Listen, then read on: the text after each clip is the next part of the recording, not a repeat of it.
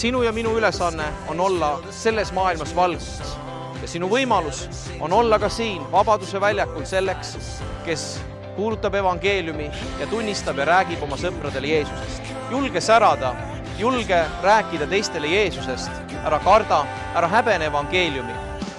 Sa oled oodatud väga siia Vabaduse väljakule 24. kuni 29. juulini toimuvale Shine noorte konverentsile. Julge särada, tule ise ja võta ka oma sõber kaasa.